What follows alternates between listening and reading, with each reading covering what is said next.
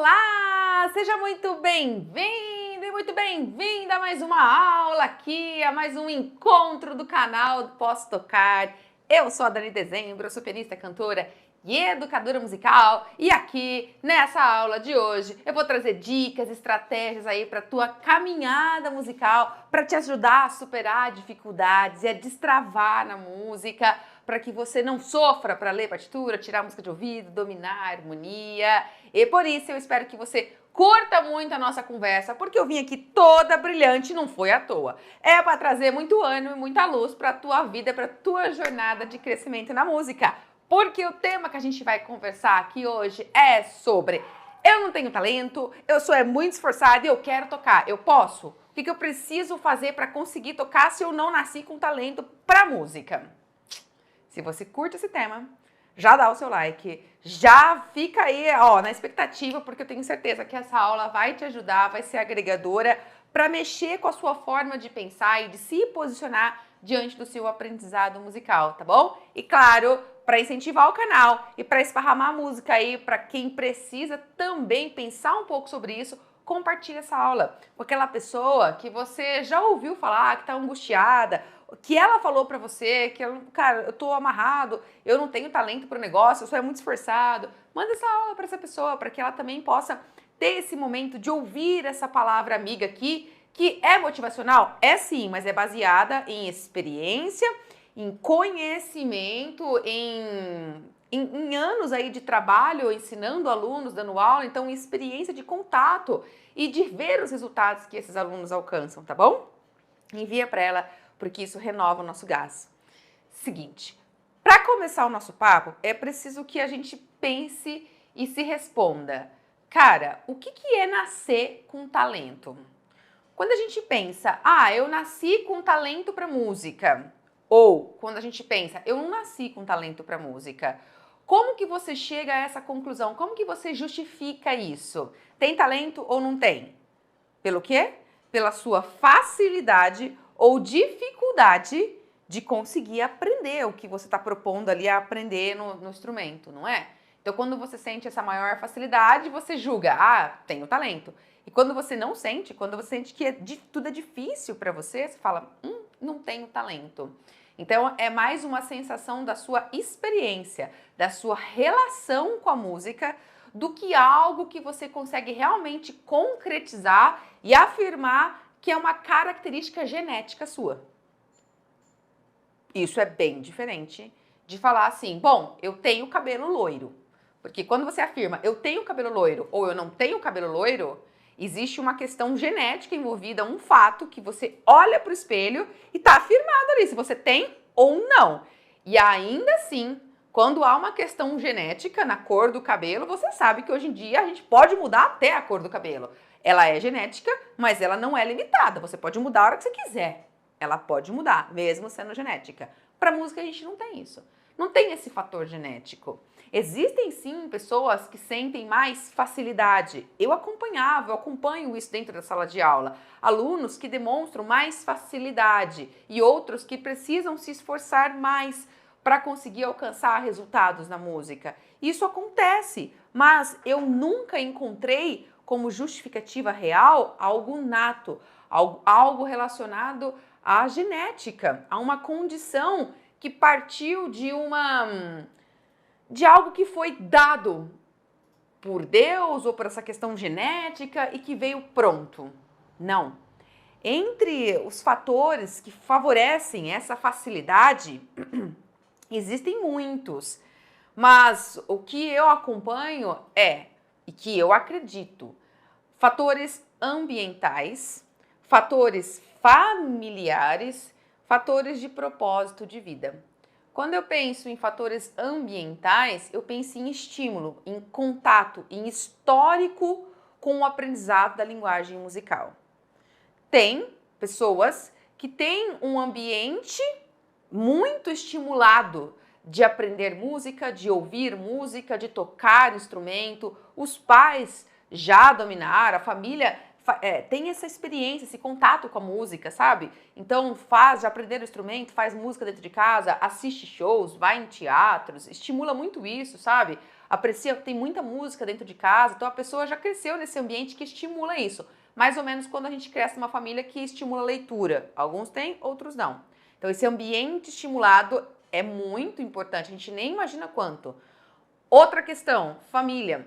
Tem pessoas que têm uma família que apoia muito o desenvolvimento e o estudo musical, acredita muito no valor da música para o desenvolvimento da sensibilidade, do sentido artístico, da educação da pessoa, tanto cultural quanto educação do sentimento, da alma mesmo, sabe?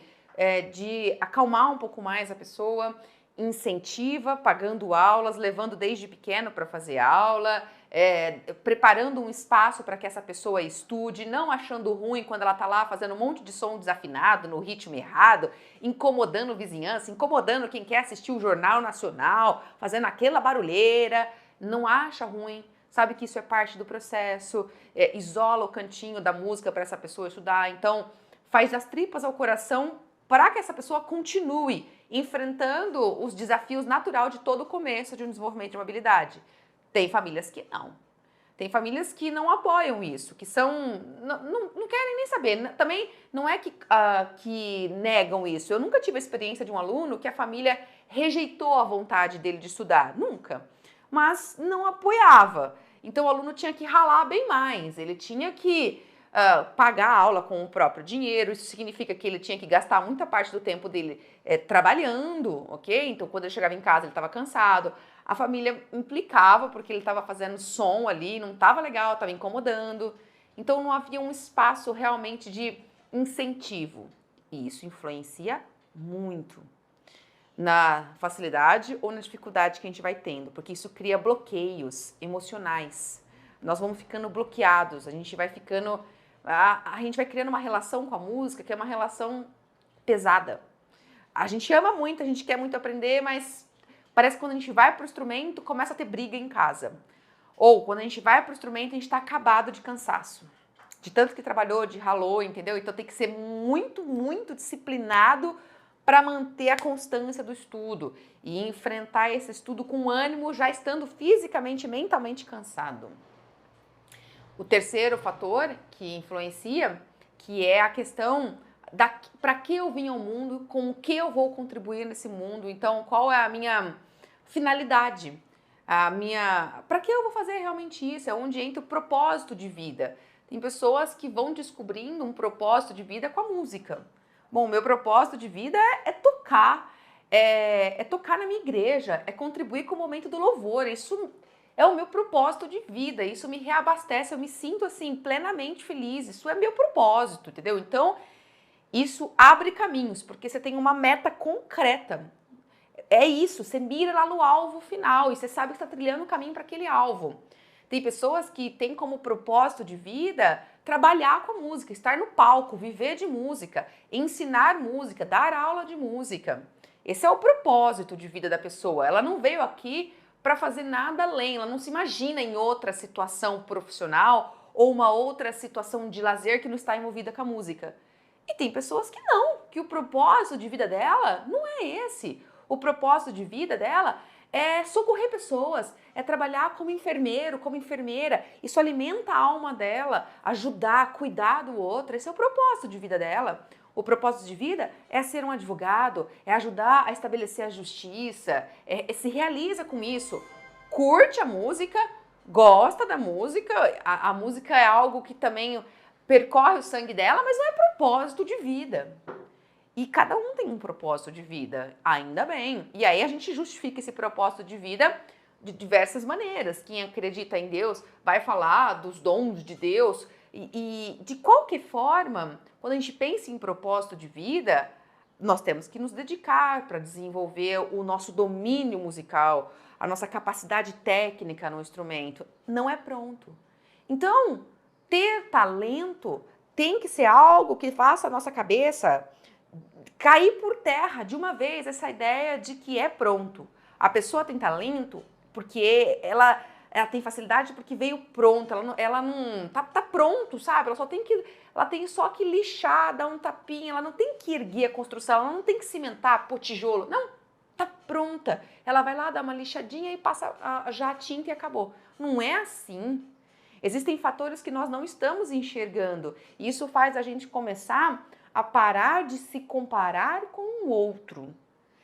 Toda vez que a gente começa a sentir dificuldade diante do estudo, do avanço, do progresso na música, e aí a gente começa a desanimar, nós começamos a olhar para o vizinho. O vizinho, o nosso colega que se desenvolve, que toca com a gente. E aí a gente olha para o vizinho e começa a se comparar. Sendo que a gente está se comparando sem conseguir de fato estar na pele dele, vivenciando os elementos que estão ao redor dele, favorecendo uma facilidade ou não, entendeu? Não tem como a gente estar na pele dele e realmente saber o que acontece. Então, vamos voltar para o nosso eu, para aquilo que a gente está identificando e vamos começar a cuidar dos elementos que a gente pode cuidar para otimizar o desenvolvimento dessa habilidade. Porque aprender música é desenvolver uma habilidade. E toda habilidade, ela demanda direcionamento. Ela demanda que a gente junte recursos aqui, ingredientes, para que de fato a receita se forme, se construa, apareça daqui a um tempo essa capacidade. Um primeiro ingrediente que tem que ser considerado é a importância de procurar bons exemplos musicais. Criar ao nosso redor uma sinergia de contatos e de vibração e de conversas e de exemplos musicais que são estimulantes. Quando a gente fala sobre isso, isso envolve, por exemplo, ter bons professores. Por quê? Se eu estou com dificuldade na música, será que a responsabilidade é só da minha família que não incentiva? Ah, é só eu que sou burro? Nossa, eu sou burro, eu tenho muita dificuldade para entender, eu não consigo. Ou será que a metodologia que está sendo usada para me ensinar não está sendo tão interessante? Mesmo que o meu professor seja muito esforçado, seja uma pessoa que está entregando o máximo que ele possa. Será que está sendo um bom exemplo? Será que de fato está me direcionando para eu conseguir gradativamente aprender, fazer um exercício de cada vez e tendo conquistas? Quando a gente começa a avaliar sobre isso, nós paramos de observar o coleguinha, se ele é bom, se ele não é, se ele tem talento, observamos a gente e o que está ao nosso redor que está favorecendo ou dificultando a nossa caminhada. Será que a cada aula que eu tenho com o meu professor, eu saio estimulado? Eu saio feliz? Eu percebo que eu dei um passo, que pode ser assim, mas eu dei um passo para frente? Ou eu saio me cobrando? Eu saio derrotado? Eu saio da aula me sentindo um cachorrinho correndo atrás do próprio rabo? Você fala, eu preciso melhorar, preciso estudar mais. Você fica sempre se cobrando, sempre se julgando. Você sai assim da aula? Ou você sai estimulado? Você sai alegre? Você sai confiante em você, animada para mais uma semana de práticas e de conquistas de pequenos progressos? Pense sobre isso. Bons exemplos são fundamentais. Um segundo ponto que envolve bons exemplos musicais é nós termos os nossos ídolos. O que são ídolos? Buscar as referências de músicos do nosso instrumento que tocam muito bem, que já aprenderam a dominar a música, que já desenvolveram a habilidade musical e apreciar a performance deles, assistir esses músicos de verdade, ouvir e apreciar, ver, colocar vídeos, ver eles tocando, ver a movimentação que eles fazem no instrumento, acompanhar a carreira deles. Hoje é muito fácil a gente ter isso, especialmente os músicos que estão vivos aí, porque você entra no Instagram, você entra nas redes sociais deles, você começa a participar do dia a dia, se forem performers mais jovens e que são atuantes nas redes sociais, né? Então você começa a participar do dia a dia deles, do que eles fazem. Se os seus ídolos não são jovens e não são atuantes nas redes sociais, são músicos já consagrados, mais velhos e não lidam tanto com as redes sociais, eles têm muito trabalho gravado, eles têm muito repertório desenvolvido. Então, busque essas gravações, busque ler matéria sobre eles, as histórias, a forma como eles estudam. Consuma, tenha um modelo. Porque o modelo é o teu alvo, é o que te inspira, é o que faz você ter vontade de continuar fazendo o que todo dia você vai precisar fazer. Entende? Um terceiro ponto é que você comece a escutar mais música. Tem muitos alunos de música que não escutam música. E se a gente não escuta música, em geral, nós perdemos a referência do que é uma boa sonoridade. Presta atenção, quando eu falo sobre escutar música, eu tenho que abrir um parênteses. Escutar o que chega para você, sem você buscar, sem você pesquisar, não é algo de alguém que está se dedicando ao estudo musical. O que eu quero dizer? Você vai lá numa confraternização familiar, entre amigos, e está rolando uma música ambiental lá, colocaram um som lá. E você está escutando porque esse som chegou em você. Não foi você que foi pesquisar esse som, que buscou essa playlist, que está buscando mais do seu instrumento. Não, você está ouvindo porque estava todo mundo ouvindo aquilo. Ah, você tá indo andar de metrô para ir no trabalho, tá rolando uma música lá no metrô. Não foi você que escolheu a playlist do metrô. Isso acaba sendo uma poluição sonora. E isso acaba sendo algo que nem sempre vai fazer você de verdade ter bons exemplos musicais. Por quê? Porque o que está aí sendo divulgado em massa para todo mundo ouvir, muitas vezes é algo direcionado por comércio. Não que o comércio seja ruim, mas é que é algo que nem sempre é algo mais que tem um valor artístico realmente aprofundado. É algo mais superficial para vender logo musicalmente. Entende? Algo mais pobre musicalmente. Aprenda a criar, como bons exemplos, o hábito de pesquisar mais o teu instrumento para ouvir. Escute mais músicas interpretadas no seu instrumento, pelo seu ídolo, por outros músicos. Aprenda a ter uma escuta onde você presta atenção e compare gravações, compare repertórios. Escute a música que você vai estudar, mas vai além. Escute outras músicas daquele mesmo gênero. Escute performances de diferentes performers. Compare a interpretação. Se coloque para apreciar a música. Desenvolva esse hábito de escutar a música. E música que não é feita só por você, que é feita pelos músicos do teu instrumento. Especialmente em diferentes formações instrumentais. Ah, eu estou estudando saxofone. Então tá, então escuta o sax dentro de uma formação jazzística. Ah, agora escuta o sax dentro de uma formação mais sinfônica. Agora escuta o sax numa MPB. Escuta. Cria bons exemplos musicais. Isso está fazendo você gerar uma aura de ambiente musical ao seu redor, que vai acontecendo um pouquinho por dia. Você não vai passar o dia inteiro fazendo isso. Põe lá na hora que você está tomando um banho, põe lá na hora que você está no seu momento de relaxar em casa, de desacelerar da cabeça do trabalho. Põe lá na hora que você está lavando uma louça, hora que você está preparando a sua janta. Escolhe o teu repertório. Descubra quem são os melhores performers para você já direcionar o repertório para você escutar. Amplie o teu horizonte de gêneros musicais. Tá bom? Às vezes, nós não temos consciência do quanto é importante construir um ambiente musical. Porque quando a gente nasce numa família que tem um ambiente musical super estimulado, a gente já bebeu dessa fonte. Mas nem é um ou outro, né? Talvez daqui para frente a gente comece a mudar isso. Talvez daqui para frente a música se dissemine cada vez mais, até porque ela já está instituída como disciplina da escola, não é? Dos estudos ali regulares. Então talvez daqui uns anos para frente seja mais comum ter famílias musicais. E algumas famílias já são, inclusive por causa da religião. Algumas igrejas incentivam muito o ensino musical. Então, tem famílias que o pai toca, a mãe toca, o irmão toca, o primo toca, o namorado toca, todo mundo toca. É uma família que tem uma efervescência musical. Mas outras famílias, não.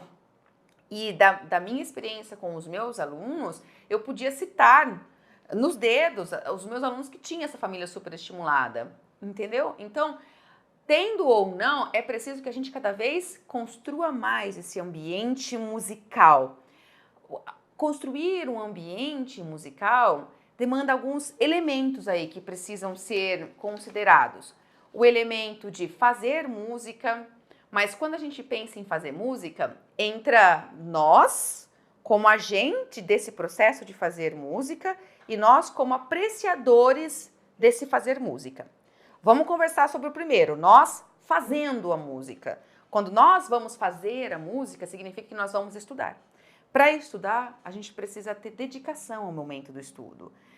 A disciplina que vem aí com essa dedicação diária é algo que a gente constrói. Quando a gente começa a estudar, nosso professor fala, você precisa estudar todo dia. Nós concordamos, nós reconhecemos o porquê dessa frequência diária, por que nosso corpo precisa estar todo dia em contato com o instrumento, com os conteúdos musicais fora do instrumento, para que a gente deixe isso gravado na cabeça, no corpo, nos nossos dedos. A gente vai percebendo essa necessidade, só que a gente não cria esse hábito do estudo diário do dia para a noite.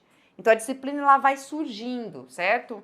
É por isso que eu sempre digo para os meus alunos, não se cobre e não fique frustrado se você não conseguir estudar todos os dias a partir do momento que você começar a fazer um curso. A probabilidade que você não consiga estudar todos os dias é altíssima. Se coloque para começar a construir essa rotina. Se coloque para estudar 2 dias na semana.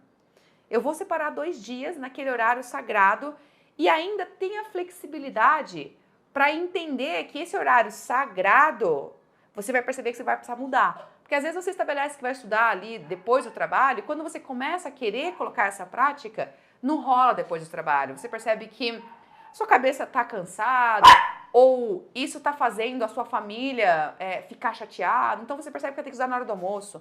Então esse horário sagrado você vai ter que testar até conseguir essa firmeza assim, de um horário, sabe? Da disciplina do horário. Isso é importante e gradativamente você vai subindo o número de dias. Você vai, agora eu vou estudar 3. Passa um tempo, vê se você consegue manter regularidade em estudar 3, não pular nenhum desses 3.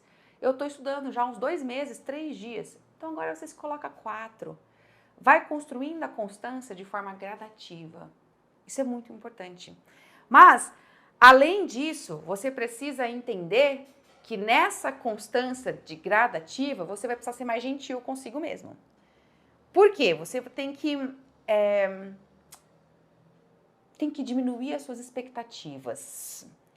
Às vezes, como a gente quer logo o resultado, a gente cria uma expectativa que não é a real, a gente criou. Então veio da nossa vontade, da nossa ansiedade, a gente queria logo o resultado, a gente criou essa expectativa, mas não é assim que funciona. E aí a gente começa a ser muito autocrítico, a gente começa a se diminuir muito, sabe? Por quê? Porque não tá sendo legal, porque a gente tá errando. Então a gente começa a não ver o valor do pequeno progresso e da autovalidação do nosso esforço. A gente começa por frases que vão trazendo crenças limitantes a se rebaixar muito. A gente começa a falar, nossa, eu sou ruim. Nossa, não consigo fazer isso aqui, ó. O outro consegue, de novo, tá olhando pro vizinho, né? Você entende? Você começa a se denegrir muito por pequenas frases que são crenças limitantes e que vêm de uma autoexpectativa. Você precisa abaixar essas expectativas por meio de metas concretas. Você precisa estabelecer o teu foco de evolução diário. E ó, não é um focão, é uma foquinha. É um foco pequeno. Cara, nessa música aqui, eu quero conseguir aprender a fazer esse acorde dó sem perder a batida. Se no resto eu perder a batida, eu ainda tô errando para fazer a troca, tá tudo bem. Mas hoje o acorde dó, o shape do dó eu vou fazer sem perder a batida. É diminuir a expectativa e estabelecer uma meta muito concreta, entendeu? Quando você começa a ter essa clareza, você tem um alvo para estabelecer o teu estudo naquele dia. Ao fazer isso, você tem mais gentileza consigo mesmo, você aprende a valorizar o teu esforço, porque você vai perceber que às vezes aquela meta que você estabeleceu é uma meta exigente. Você estabeleceu que ia aprender a fazer aquele dó naquele dia e estudou e não conseguiu naquele dia. Você fala, cara, isso é mais difícil do que eu pensava. Amanhã eu vou dar continuidade nisso aqui, eu ainda não vou mudar de alvo. Não é porque eu sou ruim, é porque isso é mais difícil do que eu pensava. Você continua pensamento positivo, você continua validando o teu esforço. Você está ali, você estudou, você está se dedicando a esse momento. A gente não precisa sair correndo contra o tempo, loucamente.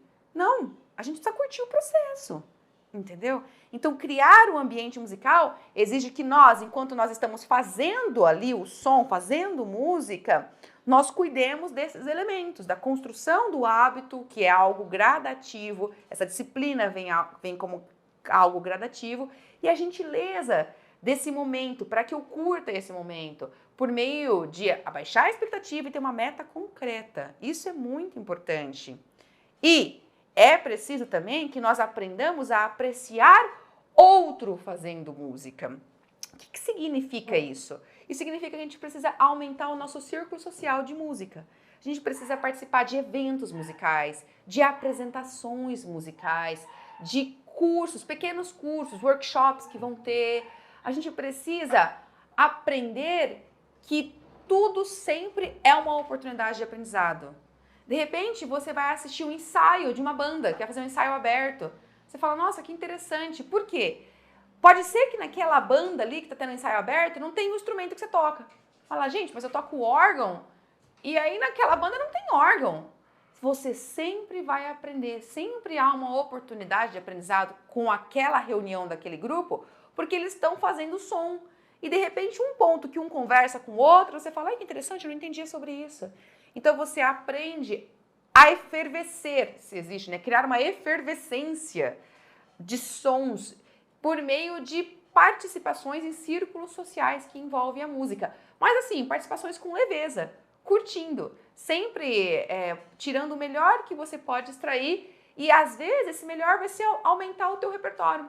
Às vezes você não vai aprender ali um elemento musical, não vai aprender uma técnica nova, mas você vai aumentar o teu leque de repertório musical. Você fala, nossa, hoje eu estava assistindo uma banda, eles estavam ensaiando chorinho. Nunca tinha ouvido chorinho, olha que legal. Conheci o que é chorinho. Entende? Ah, mas eu não toco chorinho. Ah, eu não gostei de chorinho. Que ótimo! Foi excelente, porque agora você pode falar que não gostou do som do chorinho, porque você conheceu.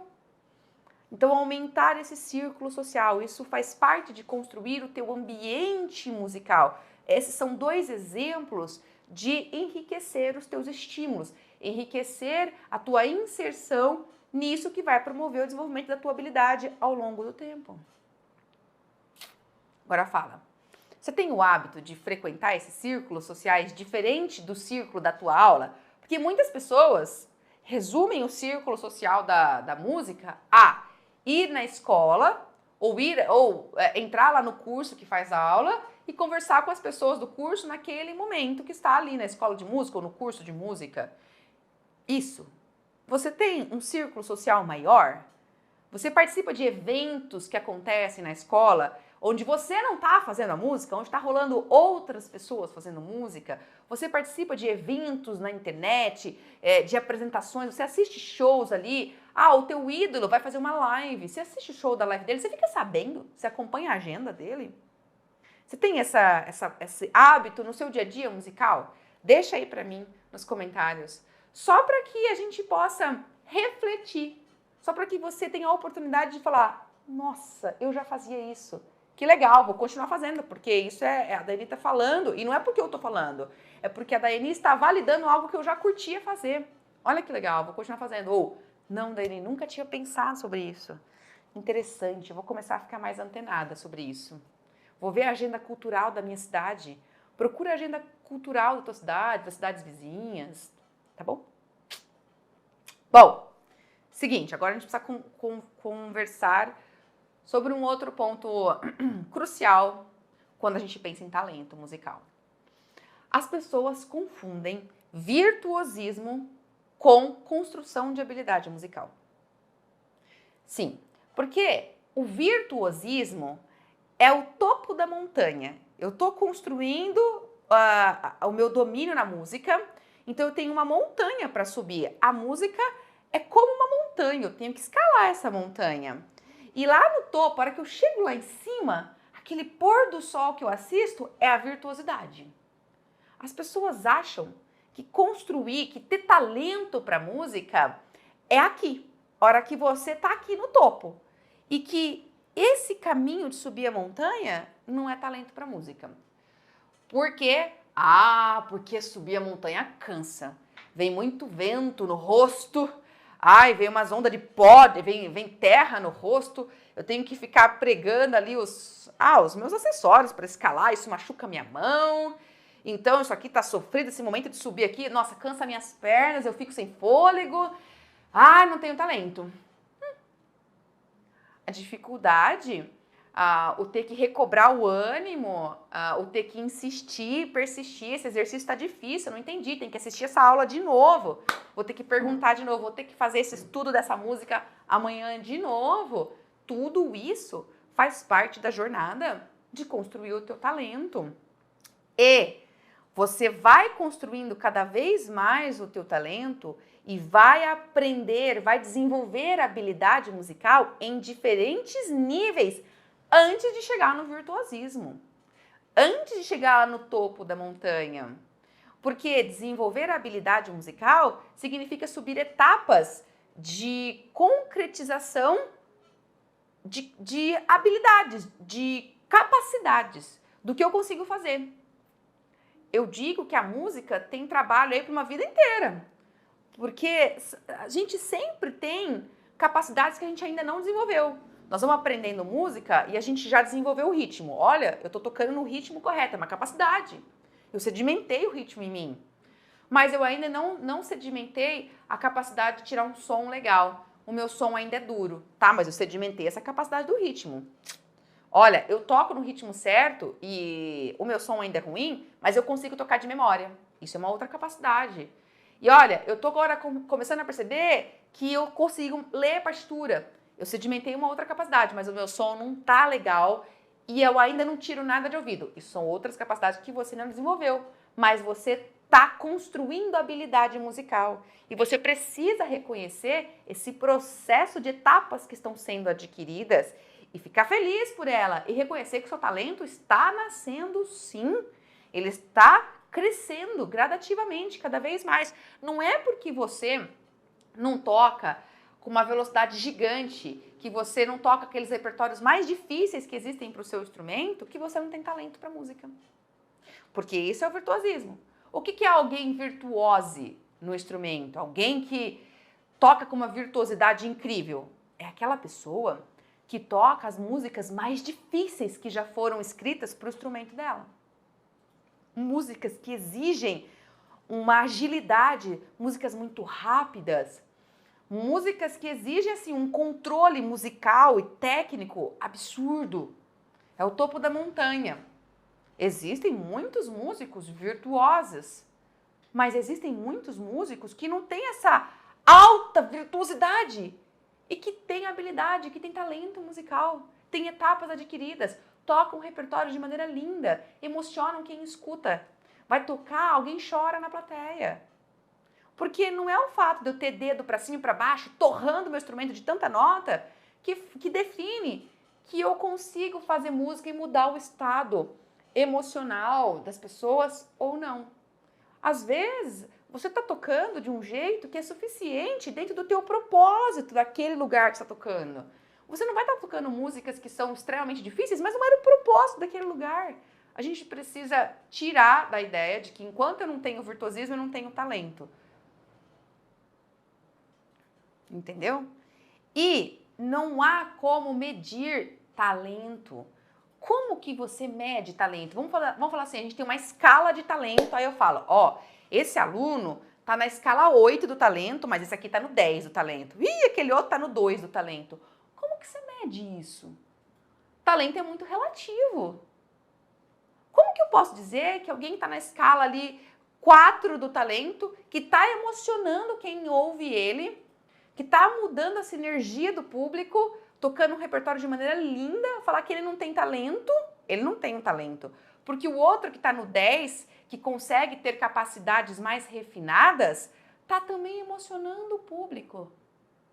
Mas o efeito, o resultado é o mesmo. Como que eu posso medir e falar, esse está abaixo desse, se o resultado que os dois estão proporcionando para cada público é o mesmo? Porque o público de um músico virtuose é um tipo. E o público que escuta um músico que está em processo de construção cada vez mais da sua virtuosidade, mas está desenvolvendo seu talento, é outro público. Entendeu? Então é muito relativo, não tem como ficar medindo. Nós estamos falando de arte. Música lida com a alma. É uma habilidade? É, mas é uma habilidade que nos agrega a servir com a alma. Para que serve aprender a fazer música? Para o mesmo valor que serve aprender a cozinhar. Bom, talvez algumas pessoas vão achar que eu estou sendo muito reducionista aqui, mas o que eu quero dizer é o seguinte: quando a gente cozinha, o que adianta eu ser um chefe de cozinha e preparar ali um prato refinadíssimo que não agrega na experiência de um jantar romântico de um casal, que não deixa uma esposa feliz, que não faz os meus filhos olharem para mim e falar: mamãe, eu te amo, obrigada por esse prato. Para que serve? Ah, mas eu fiz um prato refinadíssimo. A música também. Para que serve eu tocar virtuosisticamente coisas muito difíceis, blá, blá, blá, blá, se eu não toquei a alma? Se alguém que veio me escutar, que alguém que procurou uma playlist para ouvir essa coisa virtuose, não transcendeu o estado que estava, não se sentiu mais feliz ou mais relaxado, não transmutou, para que serve? Entendeu? A virtuosidade, ela é consequência. Se você está escalando uma montanha e não desanima, você vai chegar no topo, vai apreciar o pôr do sol, é fato. Mas se você se cobra logo por chegar no topo, você vai aumentar as dificuldades do caminho, do processo natural da escalada da montanha. Que isso fique muito claro para você, tá bom? Falei bonitinho, vai. É verdade, a gente precisa pensar sobre isso. Diga aí pra mim se você concorda com isso. É muito importante isso, tá bom? A gente não pode deixar de lado o nosso lado humano. A música serve ao ser humano, para cuidar da alma, para cuidar do sentimento. É para isso, tá bom? Bom, agora vamos de uma coisa mais prática. Daiane, eu entendi o que você está falando e eu não tenho talento, pelo menos eu pensava isso, que eu não tinha talento, porque eu ainda acreditava que essas dificuldades todas que eu sinto tem algum fator genético envolvido, mas agora eu estou repensando sobre isso, tá ok. Mas o fato é que eu preciso, então, de um direcionamento. Você mesmo citou, Daiane, que música é uma habilidade que precisa de foco e de direcionamento para ser construída. Então, me direciona. Onde eu busco aprender? Quais métodos temos? Quais as diferenças de cada método, de cada escola de ensino, de cada professor? Me esclarece para que eu possa ter uma forma de compreender e de buscar esse entendimento com mais respaldo, para que eu sinta que eu estou dando tiro no alvo certo, sabe? Para que eu não estou perdendo tempo fazendo uma escolha ruim, depois me decepcionando com essa escolha. Então vamos lá. Existe, primeiro, 2 pontos que você precisa entender. Quando a gente fala de aprender música, existem 2 áreas que a gente precisa cuidar.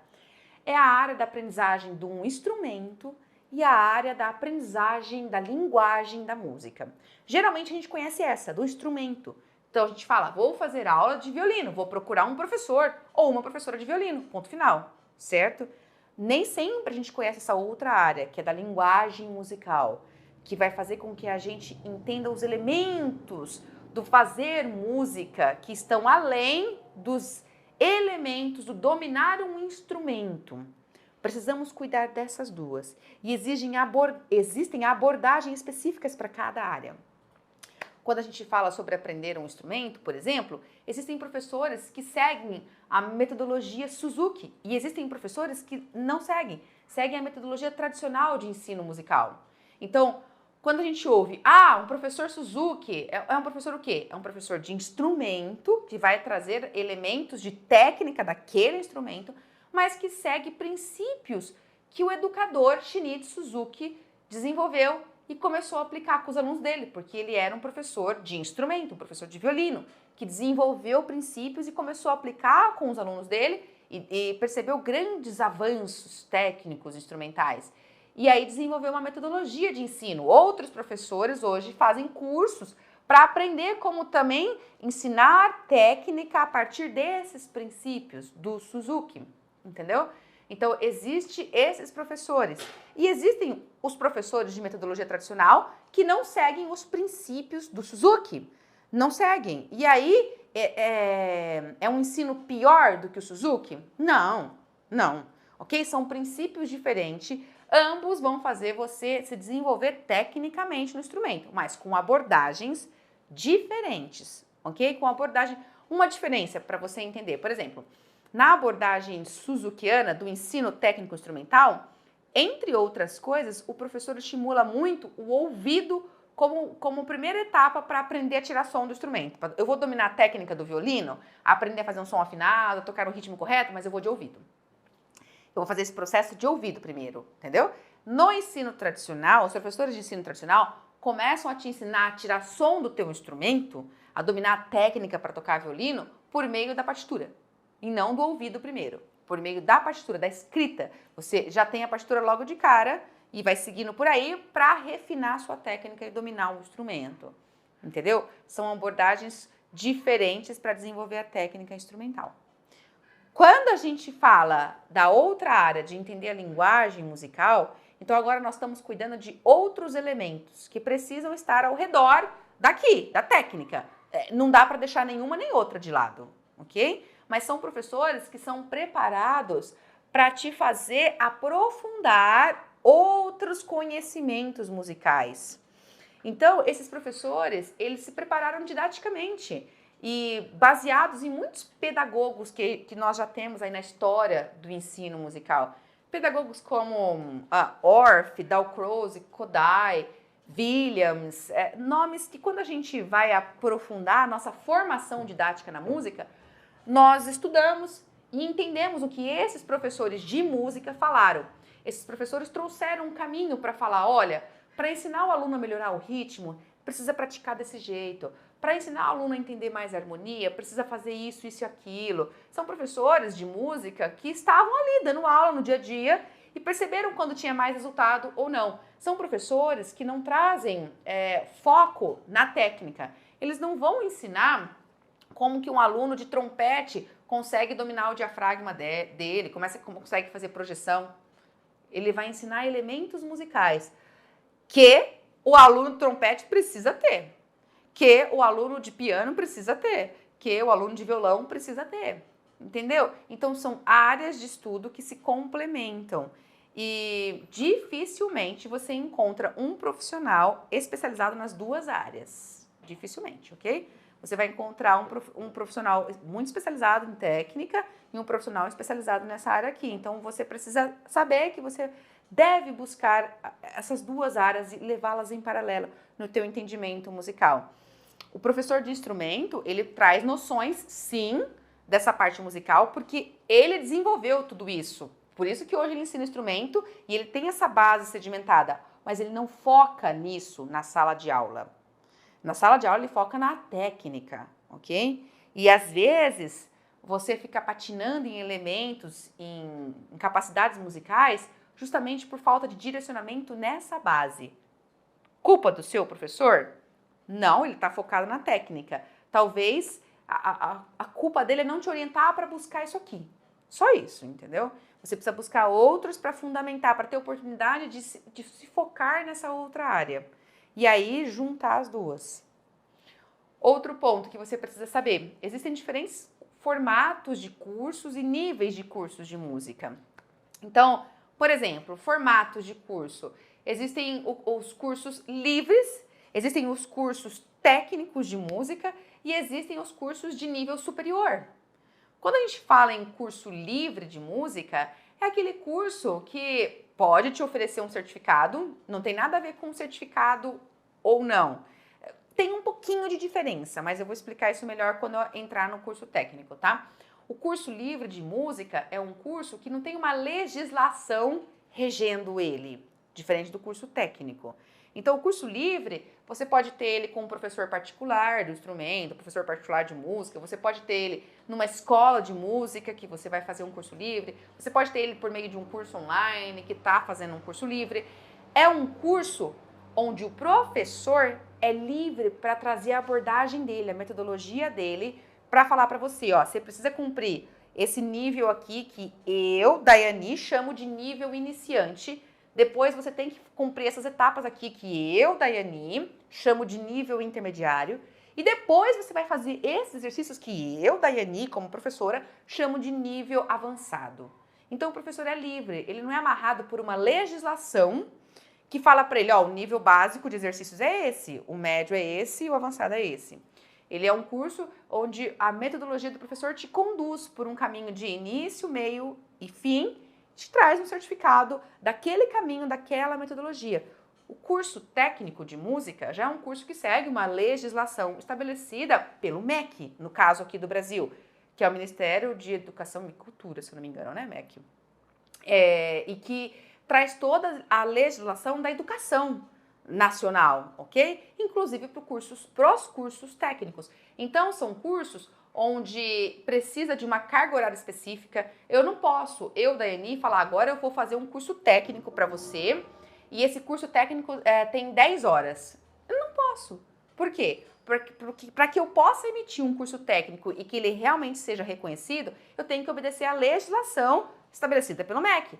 O tanto de horas que qualquer curso técnico, tanto de horas mínima, né?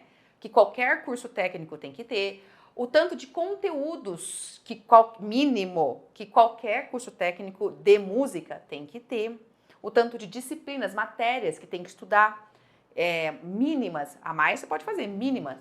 Você tem que ter uma estrutura física obrigatória, então tem que ter um prédio específico, uma escola específica que tenha biblioteca, que tenha sala de apresentação, que tenha sala de ensaio, que tenha um instrumento assim assado, entendeu?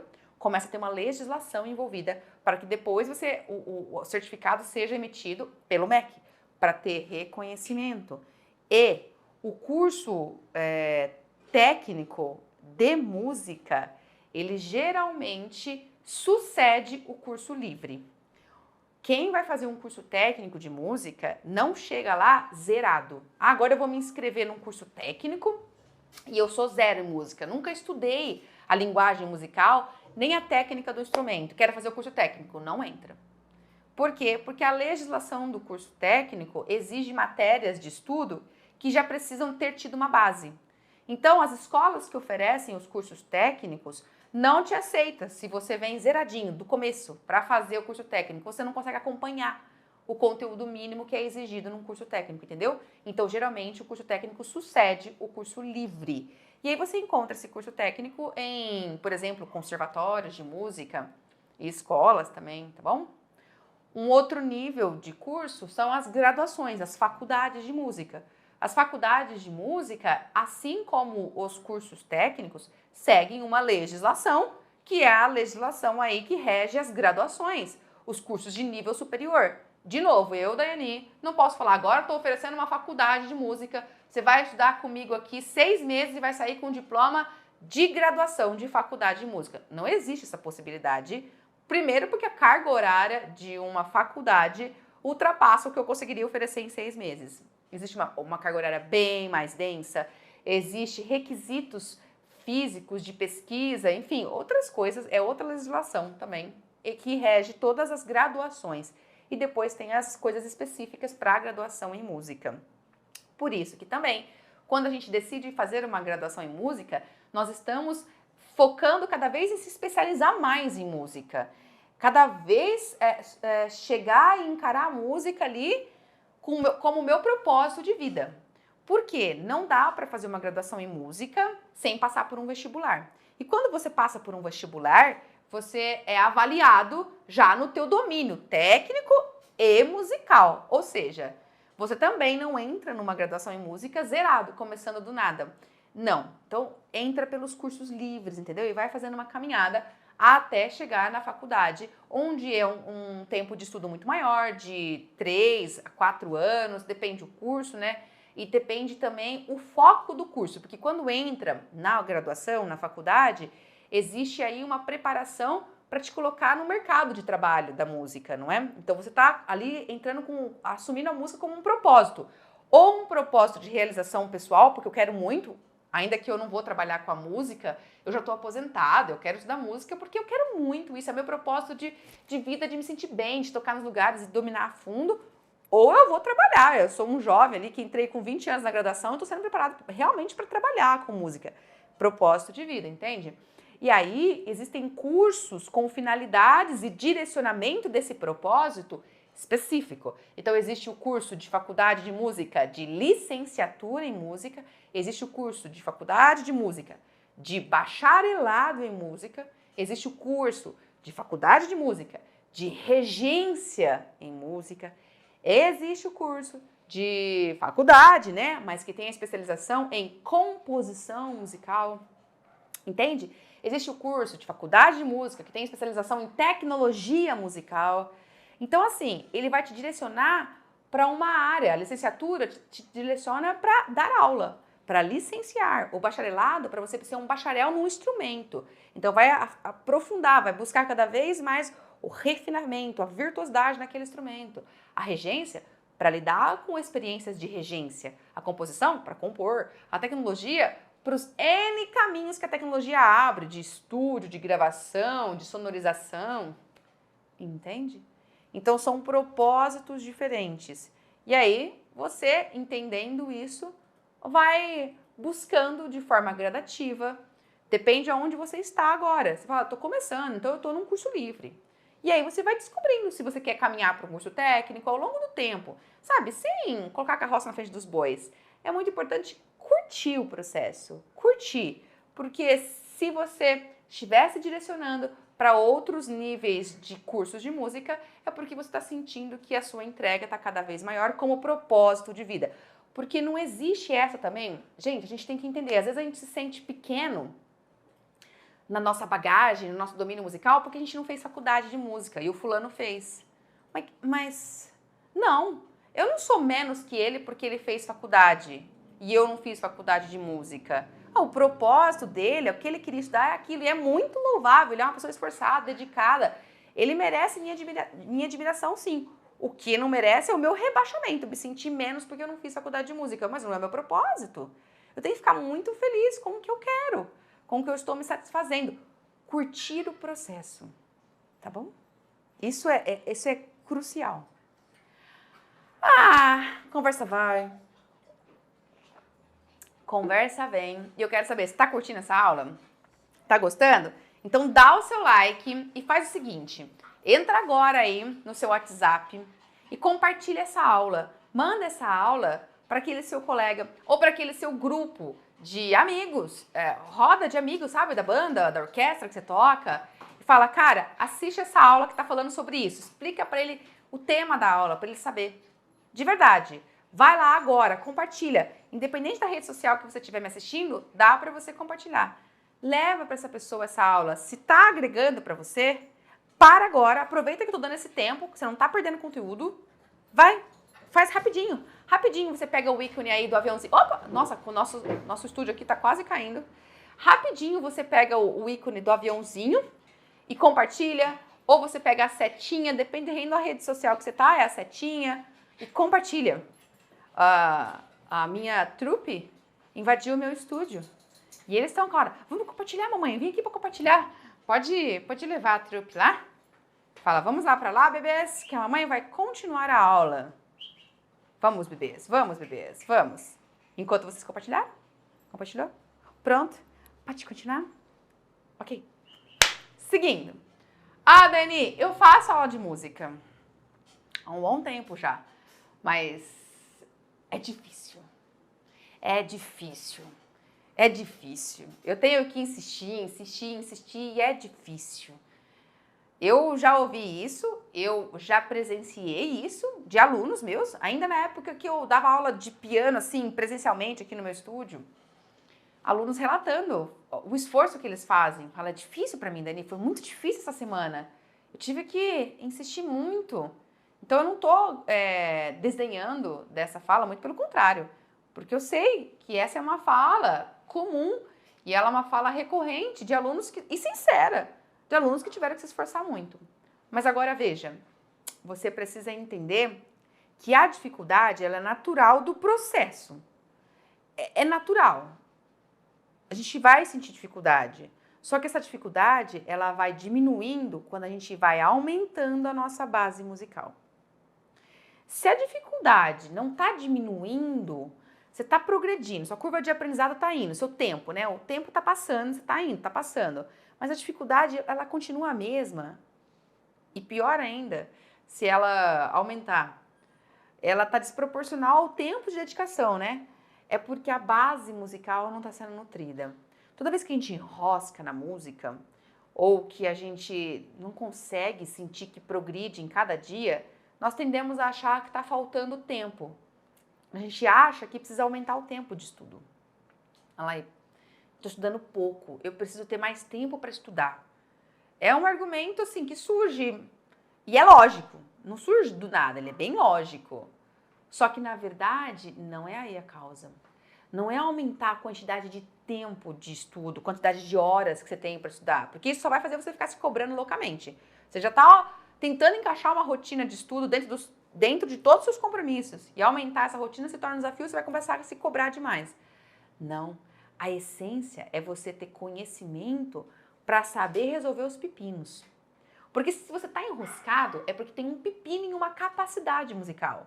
Ou é no ritmo, ou é na técnica, ou é na consciência harmônica, ou é na hora de ler a partitura, ou porque você não consegue descobrir aquilo de ouvido de jeito nenhum. Você ouve, assiste lá, vê a pessoa tocando, e a hora que você vai reproduzir, não sai, teu ouvido não funciona. Então, são capacidades musicais que estão enroscadas. E essas capacidades, elas não vão se resolver enquanto você fica repetindo, aumentando o tempo de estudo. Na verdade, você vai ficar mais irritado, irritada e frustrado. Falta base musical e direcionamento para as capacidades. Como que você direciona capacidades? Parando de focar apenas no treinamento do instrumento. É parando, é se afastando do instrumento. É fazendo outros exercícios musicais que vão ali em paralelo ao instrumento. É começar a estudar com a mesinha aqui do lado. É começar a estudar batendo o pé, batendo a mão, fazendo exercícios corporais que coloquem a música na vivência. É tendo um direcionamento. É alguém te ensinando a fazer isso. Porque você não vai fazer isso do nada, criando sozinho. Não. É alguém te ensinando. Fala, para melhorar essa leitura, você precisa fazer esse treino aqui. Para melhorar isso aqui, você precisa fazer esse outro treino. E você dividindo o teu tempo de estudo diário entre essas práticas. A prática do instrumento e a prática fora do instrumento, que é a prática musical. Entende? Lembre disso. Tá muito difícil, tá enroscado? Isso é normal no começo, porque tudo é muito novo no começo. Mas depois, isso tem que ser assim, inversamente proporcional ao tempo. Eu tô me dedicando tempo de fazer aula de música. Não tempo diário que você fica estudando ali. Há quanto tempo eu já faço aula de música? Eu tô aumentando meu tempo de aula de música. A dificuldade tem que ir diminuindo, não é para ir aumentando junto. As coisas que você estuda vão ser mais difíceis, mas você vai aumentando a base musical. Então você vai tendo elementos para não sofrer na hora que está estudando. Tá bom? Fica a dica. Busque isso. Busque essa forma de condução. Tá bom?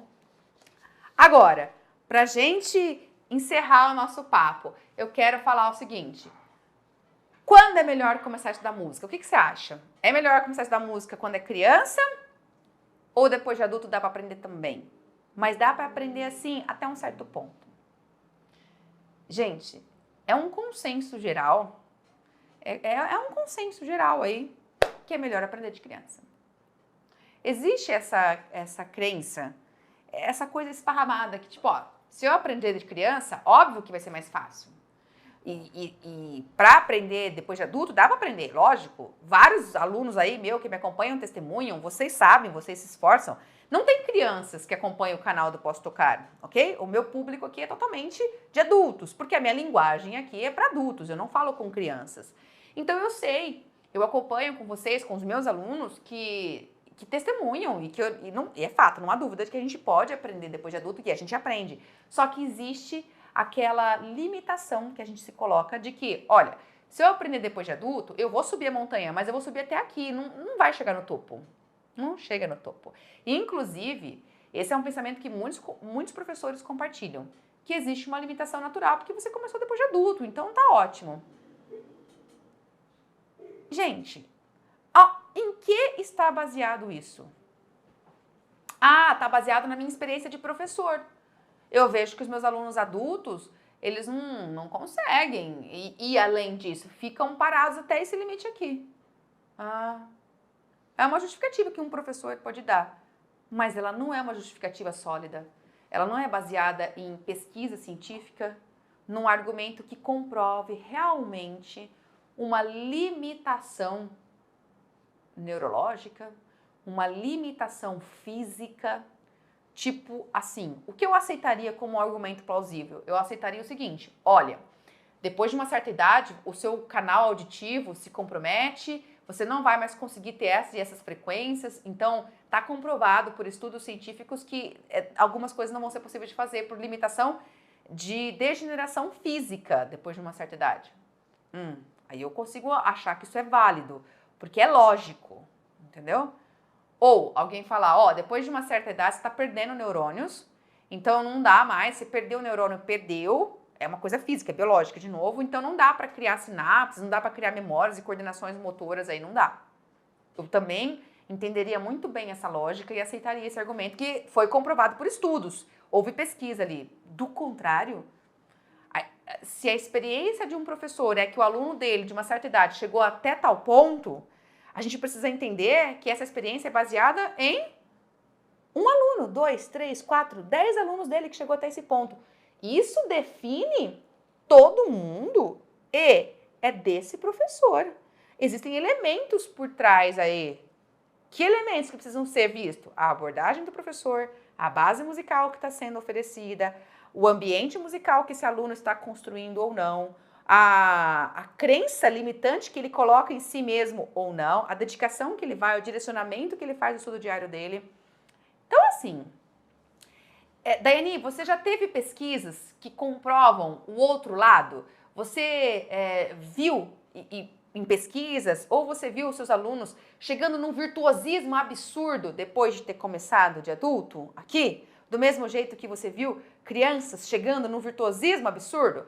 Bom, você agora, já sincero com você, de toda a minha experiência didática, eu não tive alunos nem crianças, nem adultos que chegaram num virtuosismo absurdo. Nossa, absurdo, meu Deus, absurdo. Assim, tocando coisas que eu, Daiane, não consigo tocar e que eu falo, meu Deus, o que esse aluno está fazendo comigo? Isso aqui é Mozart que está aqui, eu nem mereço esse aluno.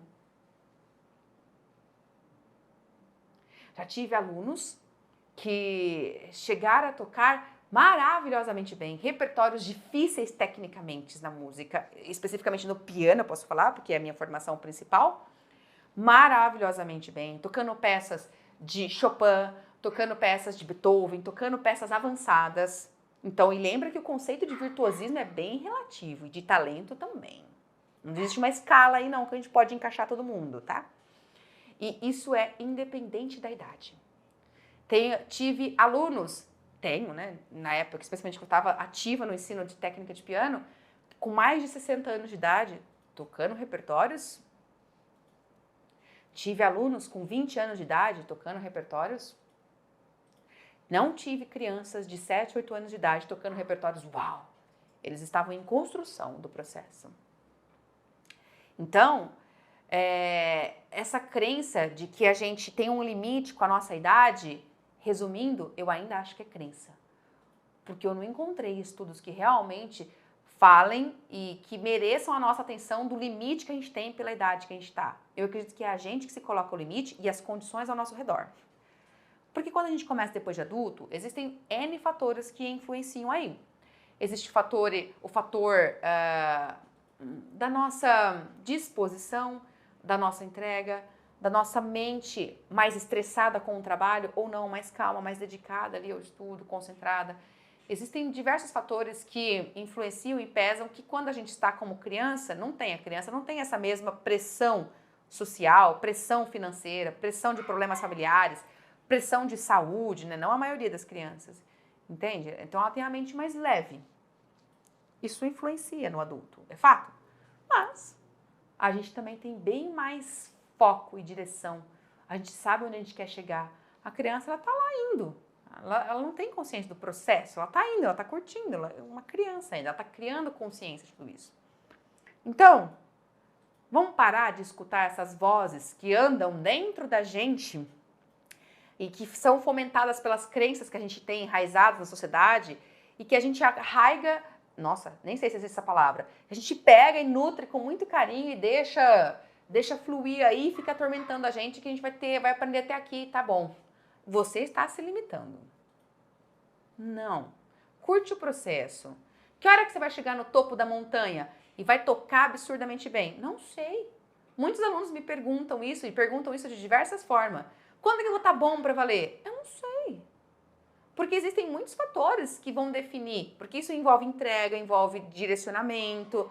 Mas por que a gente está nessa corrida? Por que essa pressa? Dani, porque eu quero tocar bem. Tudo bem, mas tocar bem precisa de meta concreta diária. Porque, de novo, você não está sendo gentil com você. Você não tem clareza do que você corrige em cada dia, então você acha que você não toca bem. Porque você acha que tocar é só repetir a música e ela não está bonita ainda. Está faltando foco de meta diária concreta. Ok, então agora, como se organizar para ter uma fluidez nesse estudo? Para ter essas metas que vão fluindo? Me dá exemplos, Daiane, se, por exemplo, eu tenho uma rotina de estudo, onde eu tenho que encaixar ali um tempo de estudo e eu trabalho ativamente. Então, assim, eu não tenho tanto tempo. Qual seria um tempo de estudo diário ideal? Qual seria uma forma, um caminhar desse estudo, né?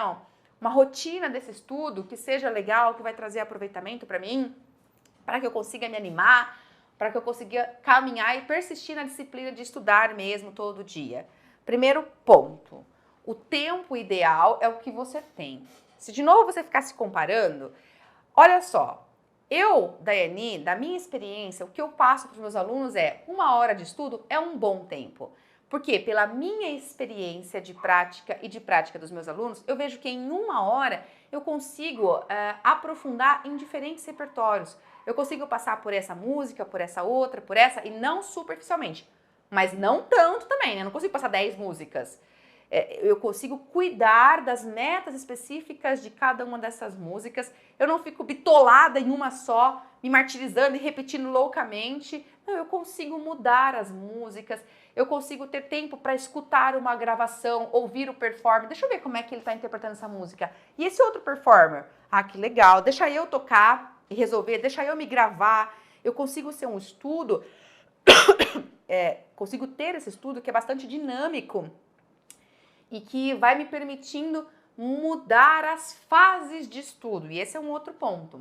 Mas, se você não tem 1 hora, eu não tenho 1 hora, eu tenho meia hora. Ok, então vamos aproveitar essa meia hora. Porque o importante é você ter uma qualidade desse estudo. Então, uma qualidade é que o estudo não seja um papagaio. Vai, passa aqui, próxima música, próxima. Ou então, repete a mesma, repete. Não, tem que ser um estudo que tem propósito, que tem meta de correção muito clara. E nessas metas de correção, eu preciso ter aquela clareza das fases do estudo. Por que fase? Porque assim, se eu tô ficando naquele repertório continuamente, repetindo ele toda hora, eu tenho que saber qual é o propósito desse repertório, a que ele me serve, o que ele traz para mim. Ah, esse repertório está fazendo eu avançar em técnica. Ah, entendi. Mas não teria mais algumas outras fases para eu fazer? Eu não preciso fazer repertórios e outros exercícios que me fazem também desenvolver, por exemplo, repertório para tocar em público, sedimentar repertório. Vou explicar melhor. Às vezes a gente fica fazendo exercícios e músicas que vão fazer a gente alcançar cada vez mais agilidade. Então eu faço escalas, eu faço arpejo, eu toco aquelas músicas difíceis para incorporar essas escalas, esses arpejos, e tô ali avançando em técnica, tô buscando a técnica, tá tudo certo. Só que a hora que chega alguém pra gente e fala, nossa, você toca esse instrumento, vem tocar aqui na igreja. Aí você fala, não sei tocar nenhuma música, não posso tocar aqui. Ou chega alguém na sua casa e fala, toca aí pra mim, você fala, não. Eu estou estudando coisas difíceis e elas não estão prontas. Nunca está pronta. Porque você não dedicou uma fase para manter repertório que está pronto. Você fica estudando repertório que é de avanço técnico. Então a gente precisa ter clareza que existem fases de propósito diferente. Então eu tenho que ter as minhas músicas, os meus estudos que vão fazer avançar. mas eu preciso ter um momento que é para revisar aquelas que eu já aprendi. Porque essas que eu estou avançando, uma hora eu vou aprender, eu vou saber tocar tudo. E aí eu preciso deixar elas aqui sendo revisadas, senão eu esqueço, eu engaveto. Muitos alunos fazem isso. Outra coisa, eu preciso ter repertório que me faça avançar para outros gêneros, para outros estilos. Porque às vezes eu fico aqui avançando na técnica, mas é o mesmo estilo. Eu não vou ter outros repertórios para tocar em outros lugares? Músicas novas? Não, Daiane, não vou. Será? Será que eu não estou me limitando? Será que eu não posso encaixar no meu momento de estudo um repertório para tocar ali no ensaio da banda tal? Ah, ou o contrário, eu só ensaio o repertório eu só estudo o repertório da minha banda, da orquestra. Eu não pego o repertório onde eu vou avançar tecnicamente. Mas é só esse propósito? Você está abandonando um outro propósito? E toda vez que a gente não tem clareza do propósito do nosso repertório de estudo, de novo, você gasta o teu tempo e não sente que você está conseguindo crescer e aumentar o teu círculo social. Outra coisa, nesse teu estudo aí, não tem nenhum momento onde você se afasta do instrumento e vai fazer exercícios de percepção, vai fazer exercícios corporais de ritmo para sedimentar capacidades, vai fazer exercícios de leitura musical. Como que você, dentro desse momento de estudo, só focado num tipo de propósito, vai sentir que você está avançando? Você vai preencher todo o seu tempo de estudo, mas você não vai sentir.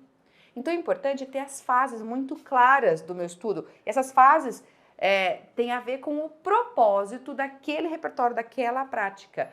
Quanto tempo eu dedico para cada propósito? Quem responde isso é a meta daquela prática. Para eu estudar tecnicamente, dentro do tempo que eu tenho, se eu tenho uma hora, para eu estudar tecnicamente, acho que eu vou separar aqui uns 15 minutos. Porque são bastante repetições aqui, é técnica, eu preciso estar focada, 15 minutos. Ah, para eu tocar músicas que eu já sei, daí 10 minutinhos basta. Eu passo aí minhas 2 músicas que eu já sei, só para eu não esquecer elas não. Para eu tocar em público, para eu tocar na igreja. Para fazer aqueles exercícios de percepção, acho que eu vou ter que deixar uns 20 minutos aqui. E esse tempo, ele é variável, ele varia de acordo com a meta, o que você vai corrigir naquele dia, naquela fase de estudo. Isso é muito, muito importante. Não fica se dedicando a tocar apenas o que você gosta e evitando o que é chato. Porque a gente precisa passar pelo chato no estudo. Porque ele vai trazer avanços pra gente. Então, para otimizar os nossos resultados, para estabelecer uma rotina, eu tenho que me abrir para gerenciar melhor o propósito de cada prática. E esse propósito tem que ter metas internas, metas pequenas, entendeu? Metas curtas. E essas metas ali vão direcionar o tempo que eu dedico para cada uma. Por isso que o teu estudo de uma semana pode ser diferente do estudo que você vai desenvolver na semana seguinte. Porque as metas são diferentes, as fases são diferentes, o repertório já é diferente. Entendeu? Não fecha isso. Não fica assim, é dessa forma e não mudo mais. Não. O importante é você ter muita coisa dinâmica no teu estudo. Você está refletindo o tempo todo sobre ele. Assim você consegue organizar uma rotina que vai trazendo resultados e que você vai aprendendo a ser gentil com você mesmo, porque você vai curtindo o processo. Você vai validando o teu esforço e você vai enxergando as suas pequenas e constantes evoluções. Tá bom? Curtiu? Era isso que eu tinha para dizer para você. Eu espero que você tenha curtido. Se você está angustiado com alguma questão aí que está batendo em você e eu não falei, você fala, Dani, é sobre isso, eu sinto isso. Deixa aí para mim nos comentários, vamos conversar mais sobre isso. Colocando aí os seus apontamentos, eu consigo ter a oportunidade de te esclarecer, de colaborar, de repente gerar novas aulas, tá bom? Então, se inscreve no meu canal, me acompanha, ativa o sininho para você receber meus conteúdos. Entra no meu canal do Telegram para você receber aí também os meus áudios, os meus conteúdos complementares. É só você entrar no meu site, posstocar.com.br, que você vai ver ali todas as minhas redes sociais, inclusive esse canal do Telegram que eu tenho, que chama Evoluindo na Música. E assim você fica mais pertinho de mim e a gente vai aqui num bate-papo constante, nessa troca, porque essa troca faz a gente crescer. Isso aumenta o teu ambiente musical, o teu círculo social de música. E hoje você viu, né? Ficou claro para você nessa aula o quanto isso é importante. Tá bom? Te encontro na próxima aula, hein? Se cuida. Fui!